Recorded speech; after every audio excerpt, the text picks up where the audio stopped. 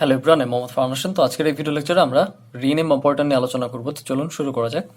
তো rename operator বলতে আসলে কি বোঝায়, এখানে লেখা আছে দেখুন, rename operator is used to rename the output of a relation.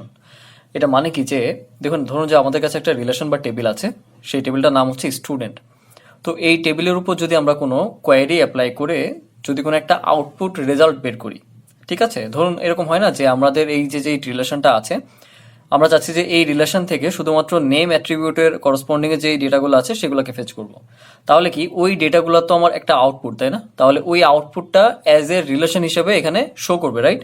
তো আমরা যদি চাই ওই আউটপুট রিলেশনের যেই নামটা সেটাকে রিনেম করে ফেলতে পারি, ঠিক আছে? এই জন্য এখানে বলা আছে rename operator is used to rename the output of a relation.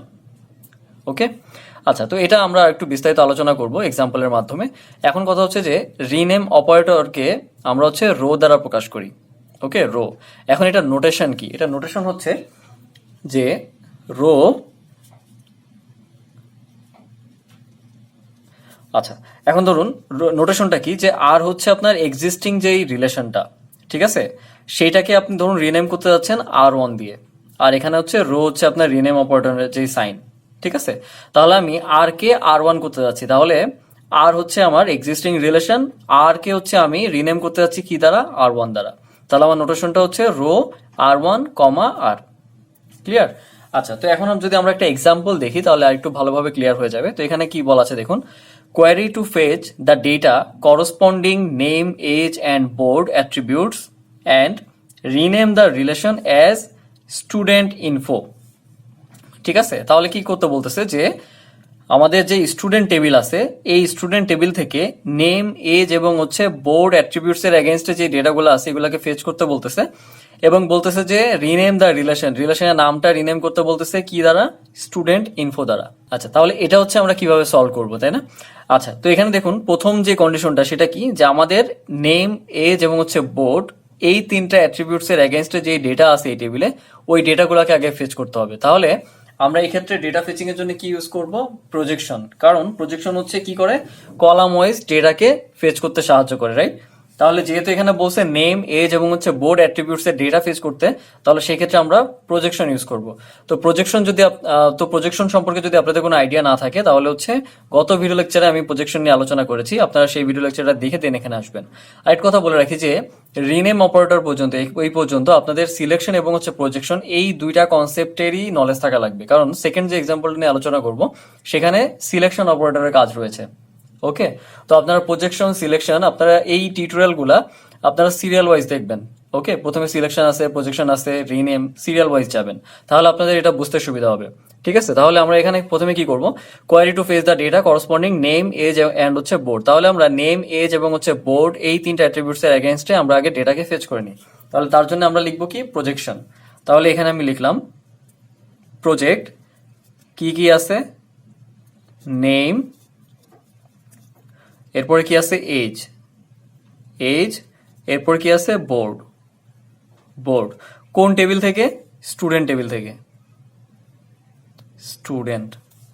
ঠিক আছে, তাহলে কি আমি এই তিনটা কলামের এগেইনস্টে আমার যে ডেটা আছে আমি ডেটাকে ফেচ করে ফেললাম। এখন কি বলতেছে যে রিনেম দ্য রিলেশন। হ্যাঁ, তো এটাকে যদি আমি এই কোয়ারিটাকে যদি আমি এক্সিকিউট করি তাহলে এর এগেইনস্টে আমি একটা টেবিল পাবো, আউটপুট রিলেশন পাবো, তাই না?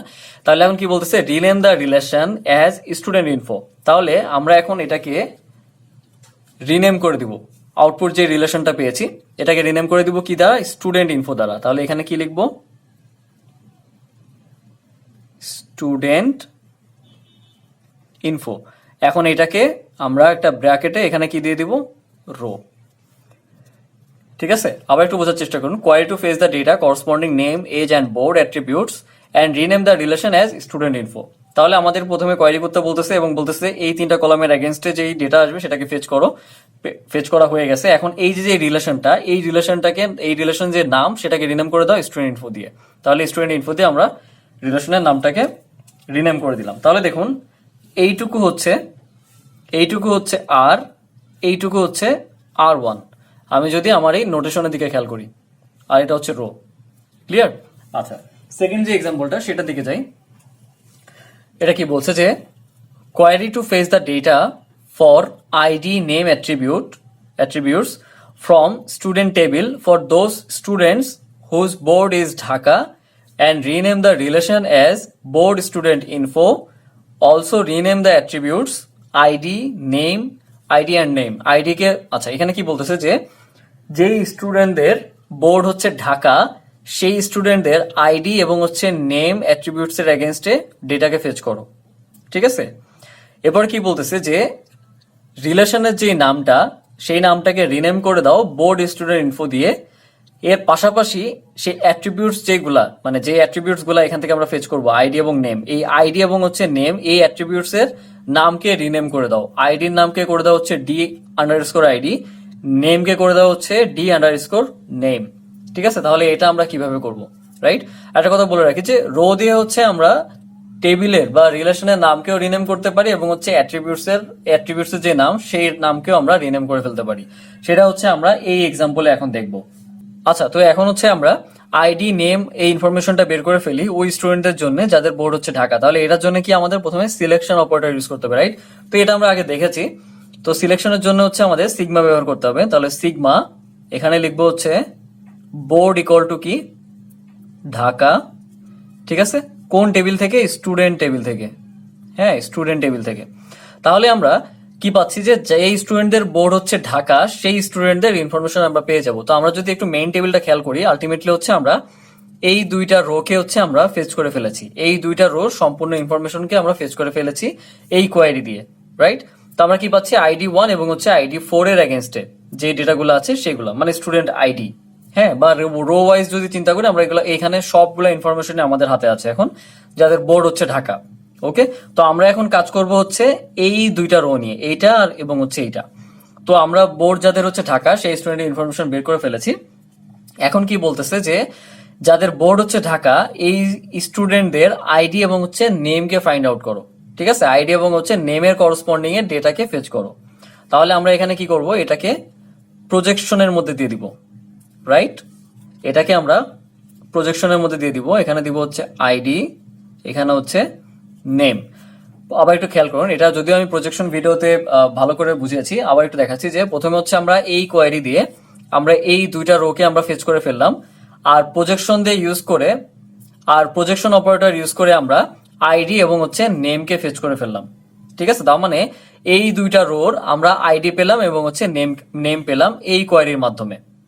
ওকে, আচ্ছা, এখন কি বলতেছে যে এখানে আমি যে ইনফরমেশনটা পেলাম, এই রিলেশনটা পেলাম, এই রিলেশনের নামকে রিনেম করে দাও বোর্ড স্টুডেন্ট ইনফো দিয়ে এবং এদের অ্যাট্রিবিউটস চেঞ্জ করে দাও। এই যে দেখুন আইডি এবং হচ্ছে নেম, এই আইডি কে করে দাও হচ্ছে ডি আন্ডারস্কোর আইডি এবং নেমকে করে দাও ডি আন্ডারস্কোর নেম। তাহলে এটাকে আমি কিভাবে করবো এখন? তো দেখুন এখানে আমরা একটা কমা দিব। ঠিক আছে, কমা দিয়ে আচ্ছা তার আগে আচ্ছা আমার এখানে জায়গা নেই, তো আমি এটাকে আলাদা করে দিই।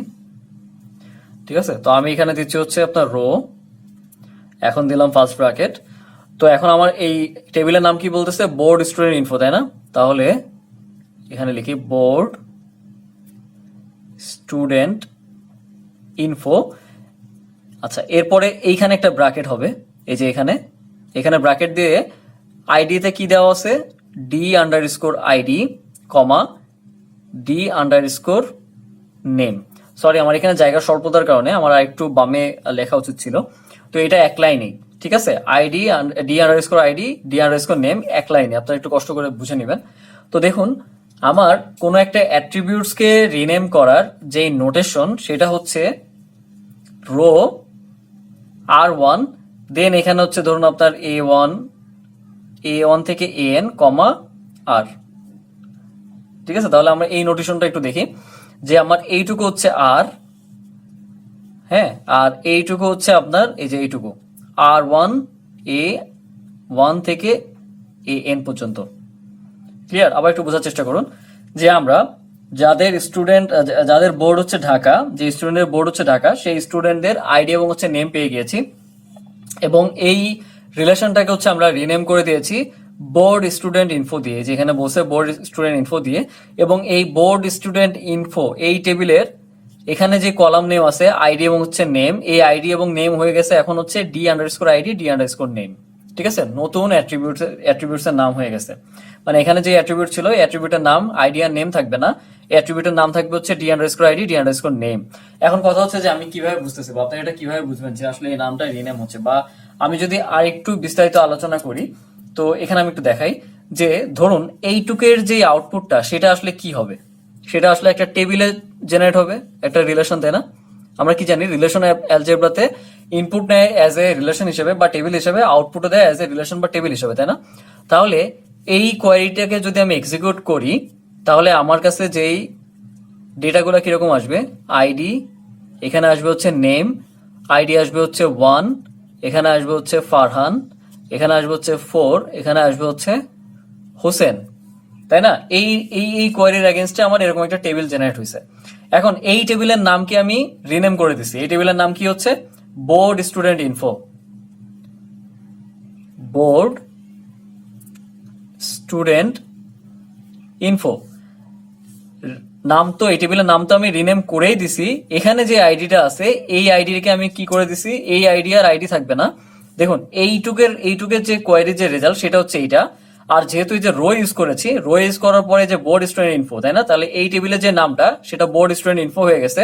এবং বোর্ড স্টুডেন্ট ইনফো টেবিলে অ্যাট্রিবিউট কি আছে, d_id d_name। তাহলে আইডি থেকে এটা হয়ে যাবে d_id, আর নেম থেকে এটা হয়ে যাবে হচ্ছে d_name এইটুকের জন্য। ঠিক আছে, এইটুকের রেজাল্ট ছিল আগে যেটা যেটা হচ্ছে আইডি এবং হচ্ছে নেম, কারণ আমি এখানে আইডি এবং হচ্ছে নেমকেই ফেচ করেছি। বাট এরপর আমি কি করতেছি যে এইটুকুর নাম দিচ্ছি হচ্ছে বোর্ড স্টুডেন্ট ইনফো, এবং বোর্ড স্টুডেন্ট ইনফোর মধ্যে হচ্ছে আইডি আর নেমকে আমি চেঞ্জ করেছি কি দিয়ে, d_id d_name। ঠিক আছে, তো এটাই ছিল হচ্ছে আপনার রিনেম অপারেটরের ব্যবহার। তো সিমিলারলি যদি আমি এইখানে এইটার ক্ষেত্রে যদি আবার একটু বুঝাই, যে দেখুন এইটুকের জন্য আমি একটা রিলেশন পাবো বা একটা আউটপুট টেবিল পাবো, তাই না? যে আউটপুট টেবিলে হচ্ছে আমার 3টা কলাম থাকবে, তাই না? নেম, এজ এবং হচ্ছে আপনার কি, বোর্ড, রাইট? তো এটা একটা রিলেশন। এই রিলেশনের নামকে আমি কি করে দিয়েছি, স্টুডেন্ট ইনফো। তার মানে এই রিলেশনের নাম হবে হচ্ছে আপনার স্টুডেন্ট ইনফো, কারণ এই রিলেশনের নামকে আমি চেঞ্জ করে দিয়েছি স্টুডেন্ট ইনফো দ্বারা। ওকে, তো আশা করি আপনারা সবাই রিনেম অপারেটর সম্পর্কে বুঝেছেন। এরপর যদি আপনাদের কোনো প্রবলেম থেকে থাকে আপনারা আমাকে মেইল করতে পারেন, আমি অবশ্যই মেইল ব্যাক করার চেষ্টা করবো। ধন্যবাদ সবাইকে।